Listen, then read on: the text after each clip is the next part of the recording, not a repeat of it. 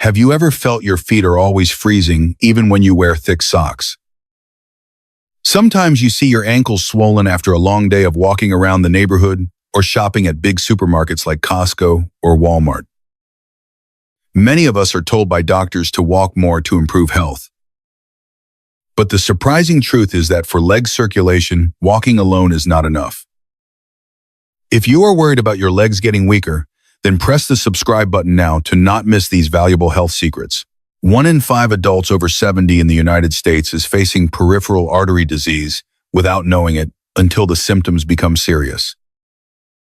Poor circulation is not just a feeling of temporary discomfort, but it is a hidden signal that your heart and blood vessels are under great pressure. For Loon, if we ignore these signs, the risk of slow-healing wounds and infections, or even unwanted incidents regarding mobility is completely possible. I have read many studies on aging and movement, as well as listened to stories from older adults across the United States. A clear pattern is emerging that the secret to health is not just moving more, but moving the right way to activate the body naturally built-in circulation system. You may have followed what everyone usually says, like walking more and wearing compression socks, but your feet are still cold and the swelling is still there. This video was not made to scare you, but to help you master your health because there is a part of the body called the second heart. When this part is activated correctly, the difference to your health will be enormous. Many people believe that walking is the easiest and safest way to improve blood circulation. This sounds reasonable because walking is a natural instinct. However, a study in 2021 from the Journal of Vascular Medicine pointed out that older adults who only rely on regular walking will not see significant improvement in returning blood to the heart unless their walking speed exceeds 3.5 miles per hour. This is a speed that most seniors cannot or should not try to achieve for safety reasons. Regular walking is often too gentle and relies heavily on momentum, so it is not strong enough to activate the deep muscle contractions that push blood from the legs back up to the heart. If you are following this far, please leave a comment with the number 1 so I know you are still watching. Now we will start with the first exercise to help wake up your second heart called ankle pumps. Many people often see this movement in hospitals or rehabilitation centers and think it is only for people who have just had surgery. But in reality, this is an extremely important biological mechanism that you might be missing in your daily routine. Inside your lower legs, your calf muscles act like a pressure pump. Every time they contract, even just a little, they squeeze the deep veins and push blood upward toward the heart. If you sit for a long time in an office or sit watching television without moving, this pump will weaken. Blood begins to accumulate at the ankles and feet, increasing swelling and reducing oxygen supply to the tissues. To perform this ankle pump exercise, sit on a sturdy chair with both feet flat on the floor. You slowly lift your toes towards your shins while keeping your heels on the ground. Then you press your toes firmly into the floor and lift your heels high, just like you are gently stepping on a car gas pedal. Perform this movement slowly and with control. Each time lifting up and lowering down counts as 1 repetition. Do this 20 to 30 times for each set and perform about 2 to 3 times per day. You can practice this movement even while watching the evening news or after a meal. The key here is not strong intensity, but consistent regularity to wake up your calf pump. When the calves have been activated, we need to move higher up to train the large muscle groups in the thighs. The second exercise is seated leg lifts. This movement seems too simple, but it directly affects the quadriceps and hip flexors. These muscle groups play an important role in compressing the large veins in the upper legs to support bringing blood back to the heart. As we age, we tend to take short and light steps, causing the muscles in the thighs and hips to never fully contract. This leads to blood pooling and makes daily activities like climbing stairs or standing up from a chair more difficult. A study in 2024 proved that people over 60 who perform this exercise regularly improve their walking speed and stair climbing ability significantly. If you are following this far, please leave a comment with the number 1 so I know you are still watching. The way to perform the seated leg lift exercise is as follows. Sit tall in a sturdy chair and lean your back firmly against the seat. Keep both feet flat on the floor, then slowly lift one leg straight in front of you so that the knee is as straight as possible. Hold this position for 2 seconds to feel the tension in the thigh muscle. Then lower the leg slowly. Repeat this movement 10 to 15 times for each leg.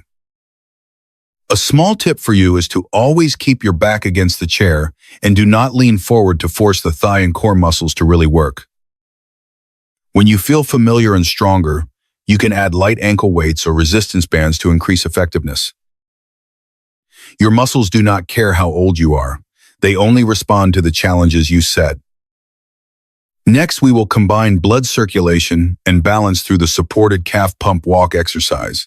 Regular walking is sometimes not enough to train the calves to respond in real-life situations like when you trip or slip. This exercise changes that by forcing the calves to contract more strongly and training your nervous system. Calf strength is one of the most important predictors of independent living in the elderly. People with healthy calves often fall less and have better balance scores. When the calves weaken, the body response will slow down, and a small misstep can lead to serious injuries. To perform this exercise, stand behind a chair or kitchen counter and hold on lightly for balance. Slowly stand up on your toes by putting force on the balls of your feet and lifting your heels as high as possible. At this highest position, hold and stay still for about 2 to 3 seconds. Note that you should look straight ahead instead of looking down at your feet, then slowly lower your heels to the floor over 3 seconds. Start with 10 repetitions and gradually increase to about 20 to 25 times. The slow speed and the pause at the top are the core factors that help train both your calves and your nervous system. This not only helps the calves get stronger, but also builds stability for your ankles. The fourth exercise is a movement that many doctors consider the sixth vital sign of the body, which is standing balance on one leg. Standing on one leg sounds simple, but it requires smooth coordination between the ankles and calves, along with the hip and abdominal muscles, to keep the body upright. More importantly, these muscles must maintain continuous activation rather than just firing once. This creates a sustained contraction that keeps the calf pump active longer than in regular walking. In addition, your brain must also constantly adjust to keep the body stable, and this is something that walking cannot replace. Studies have shown that if a person cannot stand on one leg for 10 seconds, the risk of falling in the future will be 3 times higher. If you are following this far, please leave a comment with the number 1 so I know you are still watching. To perform the single leg balance exercise, safely stand next to a sturdy chair or a wall. Place one hand lightly on the support point for balance. Then shift your body weight onto one leg and lift the other foot off the floor about 1 or 2 inches. Try to hold this position for 20 to 30 seconds while breathing evenly.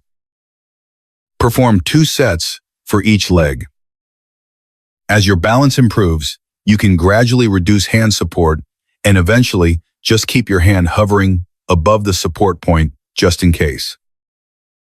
This is not just balance training, but you are retraining your nervous system, and that will change everything in your daily life. Finally, we come to the most powerful exercise for blood circulation that surgeons around the world trust, which is the standing calf pump hold.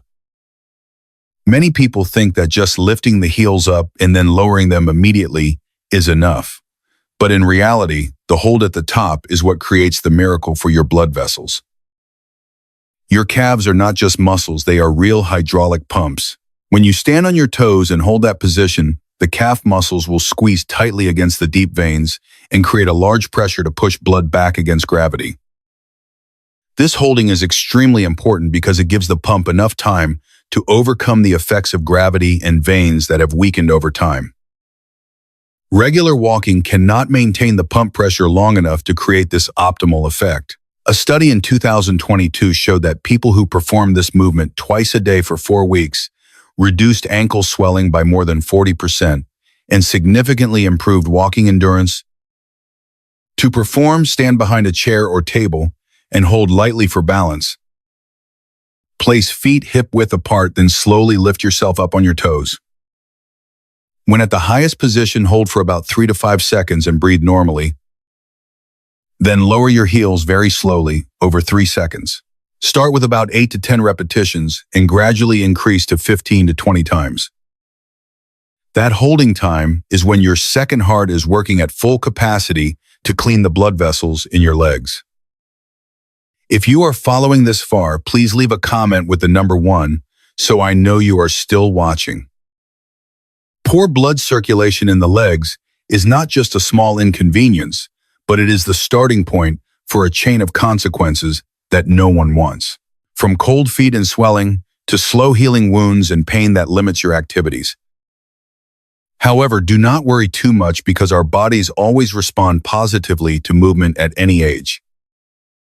You do not need to be an athlete or need expensive training equipment. You just need to clearly understand your biological mechanism and perform small but targeted movements. The decline in health is mostly not due to age, but because we move less in the right way. Now you have the tools in hand to reverse that situation gently and persistently. Your legs still have a lot of strength, and your blood circulation can definitely be improved. It is never too late to teach your muscles how to pump blood again. The 5 science-based exercises that I just shared will help do things that simple walking cannot do. They wake up the second heart and restore the flow of blood while protecting your balance. This is the foundation for your freedom and independence in life later on. You do not need to perform everything perfectly from the start, but start purposefully. Each time you perform a movement is a time you are taking back control of your health. Start with small things and maintain daily consistency. Just one of these exercises performed regularly can bring you warmer feet and steadier steps. You do not need to move like when you were 25 years old, but move like someone who wants to have flexible health at 80. Your future self will surely thank you for your efforts today. If this video has helped you better understand how to protect your legs, then share it with your loved ones. Do not forget to subscribe to the channel to build a community of wise and healthy older people together. Let me know in the comments which exercise surprised you the most and which movement you will start practicing this week.